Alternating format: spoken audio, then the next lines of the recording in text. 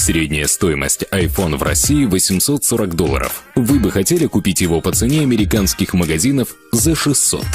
И речь не только об iPhone. Тысячи товаров и услуг самых популярных брендов можно покупать гораздо дешевле, чем их цена в России. Для этого был создан мировой торгово-развлекательный центр Дубли. Поиск по более чем 6000 компаний, 50 миллионам товаров и услуг на ваш выбор. Посмотрите. Средняя стоимость, например, iPad в России $800, в Германии $720, в Канаде $692, в Японии $625, в США $620. Когда кто-то летит в США или Европу, никто не упускает возможности перекупить что-нибудь, ведь стоимость многих вещей там значительно ниже, а Дубли позволяет найти и приобрести товар или услугу в любой точке планеты по самой низкой цене в мире и затем гарантированно доставить товар вам прямо домой. Уникальность Дубли не только в возможности найти самую низкую цену на планете. От 1 до 30% стоимости каждой вашей покупки возвращается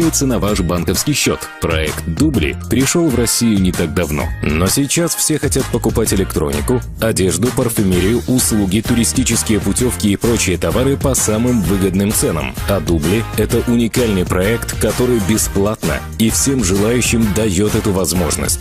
Используйте один из самых перспективных проектов на сегодняшний день – Дубли.